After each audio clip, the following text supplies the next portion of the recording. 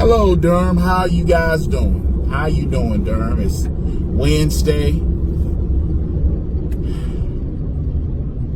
Now our bus drivers who drive for Durham public schools must drive like they're in Iraq. Our bus drivers got to drive in Durham like they got to avoid IEDs because they are shooting in broad daylight. They're sitting here. You got the sheriff of Durham, who is so ineffective. They're shooting in broad daylight. The chief of police, Miss Andrews, is so inept and competent. They're shooting in broad daylight in Durham, but buses are having to crash in ditches. And of course, who is really the blame for all this?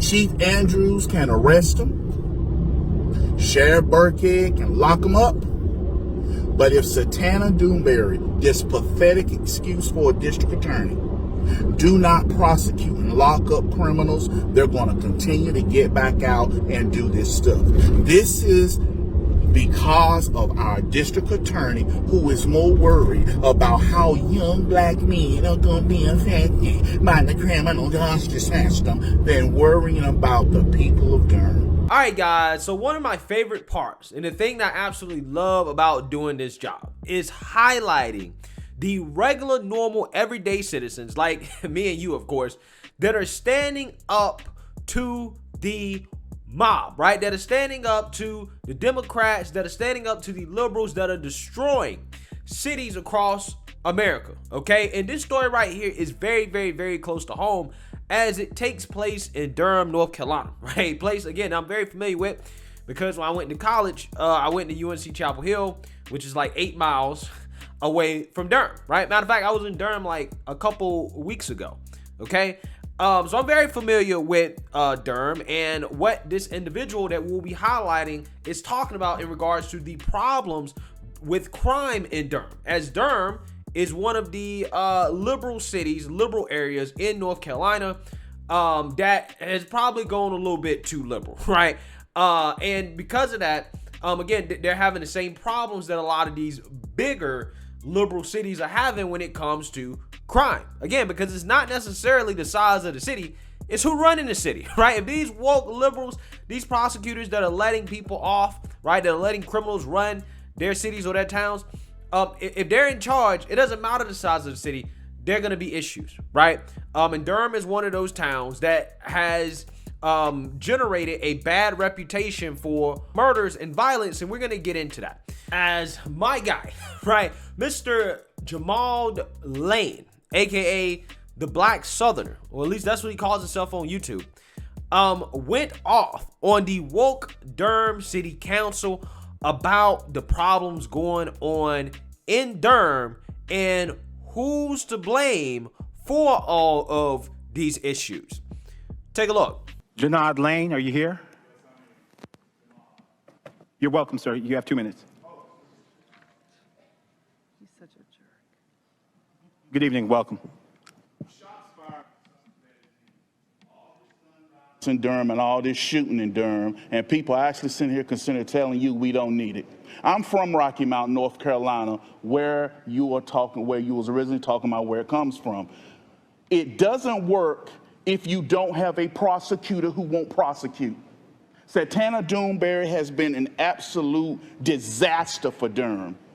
People talking about Chicago, and they're talking about how it doesn't work in Chicago. Yeah, because they're not prosecuting people. If you're not going to prosecute people, it's not going to do any good. And please don't talk about equity and laws that are targeting black folk. No. These laws are targeting killers. These laws are targeting people who are destroying our community. In the 1990s, people complained about the 1994 crime bill. Well, it was black folk that went to the Democrat Party. And I'm a Republican. I got to admit, it was black folk that went to the Democrat Party and asked, do something about our communities because they shooting and killing in here. And they came up with the 1994 crime bill.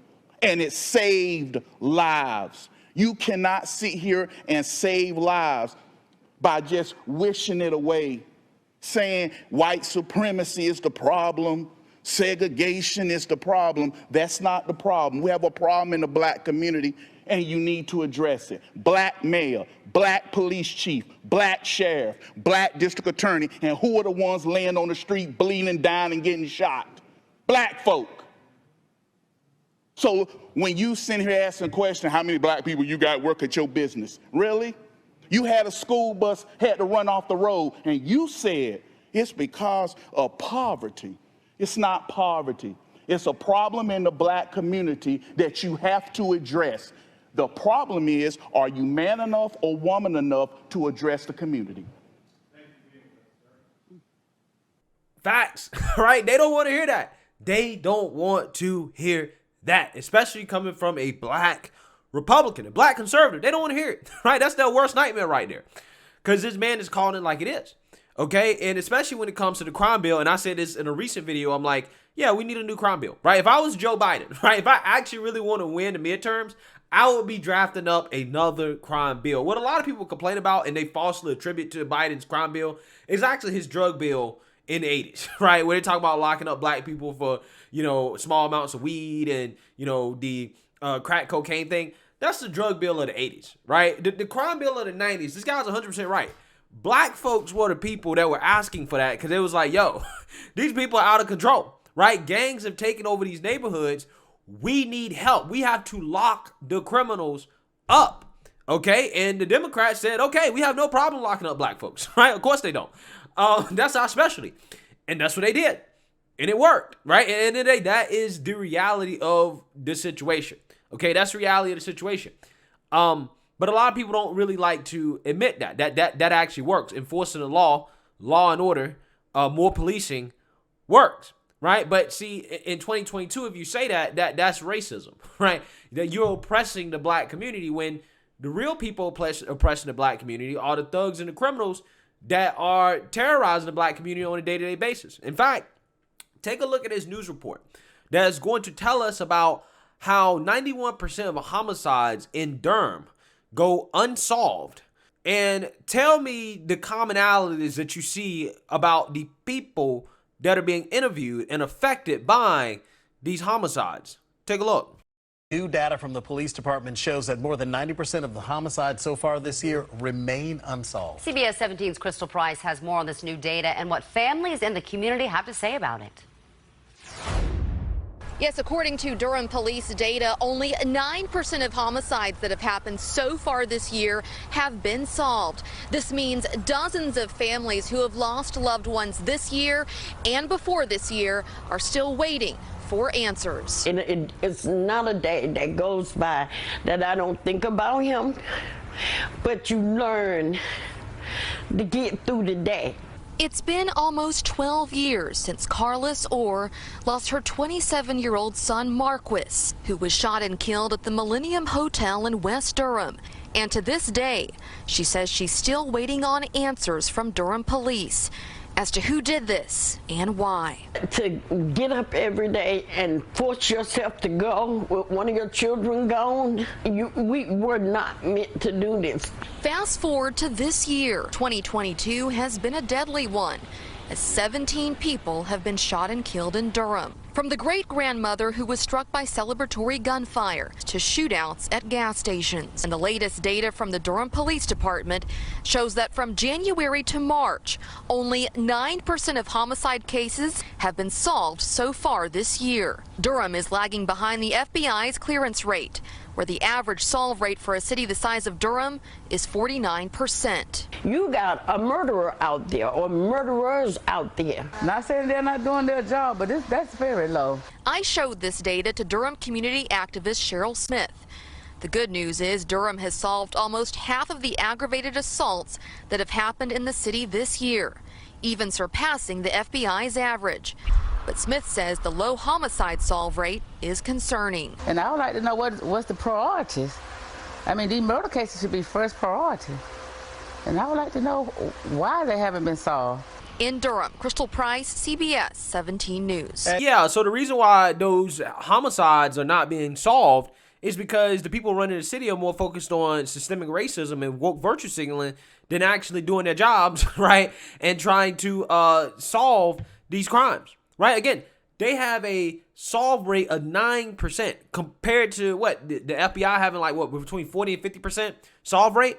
Well, how does that happen? Well, that happens because of the no snitching, right? Which I tried to tell you guys, again, in another video I did recently, that that is the biggest detriment in the black community, the no snitching culture, right? Hey, don't say anything, right? Don't say anything. He just killed grandma, but don't say nothing, because if you say something, then they might kill you, right? Again, that culture not snitching, again, is how you get a homicide solve rate of 9%, okay?